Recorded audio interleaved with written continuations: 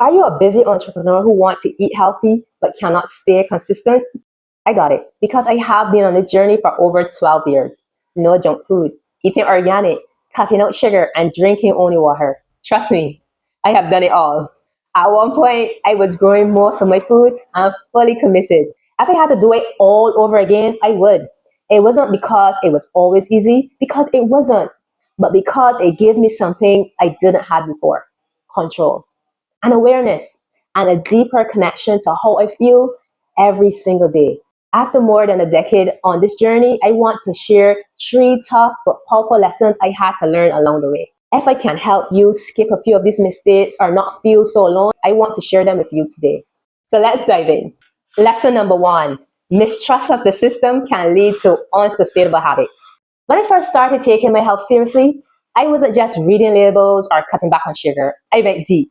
I wanted to understand how food truly affects the body and the quality of our food today. That's when I started learning about the soil. Yep, the soil, the very thing our food grows in. I found out that the quality of the soil affects the quality of the food, and the quality of the food affects how we feel. Did you know the apple you're eating today doesn't have the same nutrients as the one your granny used to pick back in the day? Why? Because the soil isn't the same. Modern farming practices such as heavy tilling, pesticides, and synthetic fertilizers have stripped the soil of its life. And when the soil lacks life, the food grown in it might look fresh. But trust me, it is missing the real goodness our body needs. So I got passionate. Some might say a bit too passionate. I started composting, learning all about regenerative farming, and making natural fertilizers. I wanted to grow my food to know what is going in my body. I figured if I could control the source, I could control the outcome. And let me say this, it felt good. It felt empowering. Planting, nurturing, and harvesting my food made me feel connected to something meaningful. But I wouldn't lie, it was a lot. And it didn't stop there. To avoid preservative and additive, I'd made my sauces and seasoning. And between the garden, prepping food, and trying to grow my business, I was tired, real tired. And that's when I had to be honest with myself. Just because something sounds ideal doesn't mean it is practical, especially when juggling everything like work, home, family, and bills. The truth, you don't need to grow your own kale to be healthy. You don't need to spend hours in the kitchen to take care of your body. What you need is intention, awareness, small consistent moves that make sense for your life. So instead, I encourage you to build relationship with your local farmers so you know how your food is growing. Shop a little smarter by taking the time to read labels. Support brands you trust and cut more when you can. But most of all, let go of the pressure to do it perfectly. Healthy living isn't about doing the most, it's about doing what matters. A backyard garden is nice, but you don't need it to heal. You just need to care enough to show up for your body in a way that works for you. But looking back, I realized it wasn't just passion that drove me, it was mistrust. A mistrust of the system, a mistrust of labels. And what that mistrust helped me dig for the truth, it also led me to take on more than I can handle. So what started as a desire to take control slowly turned into an unsustainable way of living. Because when you don't trust what's out there, you try to do it all yourself. And that can burn you out fast. Lesson number two, there's no one size fits all diet. This one, it was a hard one to accept. Because at first, I really believed plant-based eating was the answer. I mean, it made sense. Whole living food, fruits, vegetables, herbs, seeds, grains, nuts. It felt like I was reconnecting with God's original plan. To be honest, it worked for a while. I felt lighter and more energized. My digestion improved.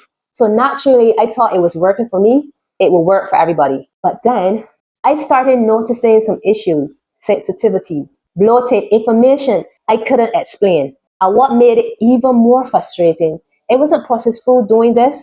It was the so-called healthy stuff, grains, nuts. So no, here I was already eating clean and still not feeling like myself.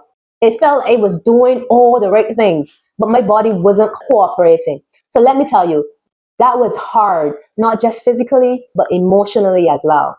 But one of the things I learned as I dug deeper into real healing is that certain foods many of us think are healthy can trigger inflammation, especially when your gut lining is already compromised.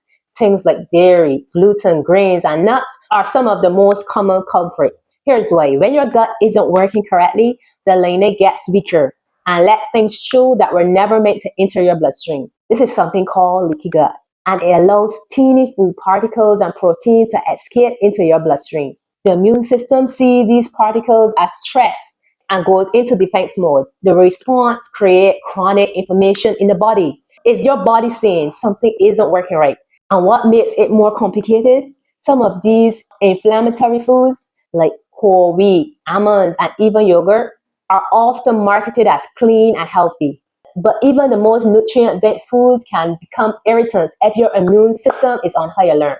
So it's not just about what you're eating, but about whether your body can handle it. So once I understood that, I stopped asking, is this food healthy? And start asking, is this food healthy for me right now? Some people thrive on plant-based, others on animal protein. Some feel amazing drinking green smoothies in the morning, while others need something warm to feel stable and focused. But the more I tune into my body, the more I notice what works for me. Some meals give me energy that lasted for hours. Others left me foggy, tired, and even bloated. And that's when I started to trust my body over different trends. So if you are tired of jumping from one meal plan to the next, just pause, pay attention, track what's working and what isn't. Your body is always talking to you. You just need to learn how to listen. Lesson number 3, making unhealthy habits negotiable. When I started changing how I eat, it wasn't to lose weight, or was it to look good for an event or to keep up with a trend. It came from frustration. I was tired of being sick and I didn't want to spend the rest of my life managing symptoms. I wanted to understand what was happening within my body. I wanted to heal. So I made a decision. Not the kind where you say, I will try again next week. I made a real non-negotiable decision. I said to myself, I will figure this out. I will learn how to care for my body no matter what it takes. That moment was the real starting point. And from there, things began to shift. But not overnight, and not just my habits. The real shift started in my mind. So first came an awareness. My health was getting worse, and it was becoming more dependent on medication just to get through the day. I knew I didn't want to live like that. And the more I looked around, the more I saw real stories. People who had turned their health around by changing how they live and what they ate. That gave me hope and a reason to try something different. Then came vision. I got clear on the kind of person I wanted to become. Not just someone who ate healthy, but someone who feels vibrant. Someone who shows with energy, focus, and clarity without relying on coffee and willpower to survive the day. And finally came commitment. Not perfection, nor all or nothing, just the decision to show again and again, especially on days when it didn't feel convenient or exciting. Because how we show up on ordinary days is what builds extraordinary results. I realize habits don't stick because we write them on a to-do list. They stick when they're anchored to who we believe we are becoming. But let me be honest, there were still days I slipped. Days I grabbed something quick, skip a meal, or didn't follow through on my plan. But I stopped making those moments mean I failed. I stopped letting one choice define my progress because this journey is about never falling off. It's about learning how to come back quicker each time. That's something we are not taught very often, how to be consistent without being perfect. So instead of chasing the ideal routine, I focus on building a rhythm that fit my life, one small shift at a time. And here's what happens when you do that. Your brain begins to associate those small wins with your identity. You start seeing yourself not just as someone trying to eat better, but as someone who does, as someone who follows through, as someone who honors his or her body. That's how real change happens, not from forcing yourself, but from retraining your self-image. So if you are at the point of frustration, keep going. You don't need to do everything right. You just need to start showing up like the version of you are becoming. You don't need more pressure. You need a vision, a system that fits your life, and a commitment that says, I'm worth showing up for. Because when that becomes your baseline, change doesn't feel forced. It feels like alignment. So I created a 6-step framework to help entrepreneurs build habits that support their energy, health, and real life. To access it, check the link in the description.